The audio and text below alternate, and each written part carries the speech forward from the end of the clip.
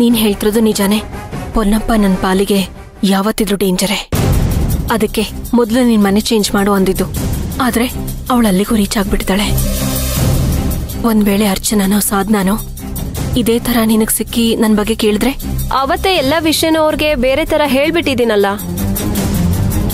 ಮತ್ತೇನು ಕೇಳಲ್ಲ ಅಂತ ಅನ್ನಿಸ್ತಿದೆ. ಅದಿರ್ಲಿ, ನಿನ್ ಮದ್ವೆ ನಿಲ್ಲಿಸ್ತವ್ರು ಯಾರು? ಈ ಕೆಲ್ಸನ ಆ ಸಾಧನಾ ಸಿದ್ಧಾರ್ಥೆ ಮಾಡಿದ್ದಾರೆ ಅಂತ ನನಗ್ ಡೌಟು. ಇದ್ರಲ್ಲಿ ಆ ಅರ್ಚನನ್ನು ಸೇರಿರ್ಬಹುದಾ? ಅಮ್ಮ, ಮೋಸ ಮಾಡ್ಬೇಕು ಅಂತ ಅನ್ಕೊಂಡಿದ್ದಿದ್ರೆ ಮಾತ್ರ 1 ವರ್ಷ ಕಾಯ್ಬೇಕಾಗಿರ್ಲಿಲ್ಲಮ್ಮ.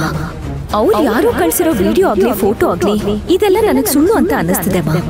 ಅರ್ಚನಾ ಇಲ್ಲ ಅನ್ಸುತ್ತೆ. ಆದ್ರೆ ಅವರಿಬ್ರು ನನ್ನ ಮನೆಯಿಂದ ಹೊರಗಡೆ ಹಾಕ್ಬೇಕು ಅಂತ ತುಂಬಾ ದಿನದಿಂದ ಆಸೆ ಪಡ್ತಿದ್ದಾರೆ.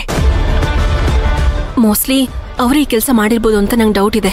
ಈ ವಿಷಯನ ಸುಶಾಂತ್ ಹತ್ರ ಹೇಳ್ಬೋದಿತ್ತು ತಾನೆ? ಇವತ್ತೇ ಸುಶಾಂತ್ ಹತ್ರ ಈ ವಿಷಯ ಮಾತಾಡ್ತೀನಿ. ಹುಷಾರಾಗಿರೆ. ಒಳ್ಳೆ ಜೀವನ ಸಿಕ್ಕಿದೆ, ಕಳ್ಕೋಬೇಡ. ಹುಷಾರಾಗಿ ಹೆಜ್ಜೆ ಇಡು. ಇದಕ್ಕೋಸ್ಕರ ನಾನು ಎಂತೆಂಥ ತ್ಯಾಗ ಮಾಡಿದ್ದೀನಿ ಅಂತ ನಿನ್ಗೂ ಗೊತ್ತು. ಅಷ್ಟೆಲ್ಲ ಕಷ್ಟಪಟ್ಟು ನಾನು 10 ಕೂತಿರೋ ಸಿಂಹಾಸನನ ಅಷ್ಟು ಸುಲಭ ಕಳ್ಕೊಳ್ಳಲ್ಲ. 10 ದಿನ ಕಳೆದ್ಮೇಲೆ ಶಾಂತಿ ನಿವಾಸಕ್ಕೆ ನಾನೇ ಪರ್ಮನೆಂಟ್ ಆಗಿರೋ ಸೊಸೆ.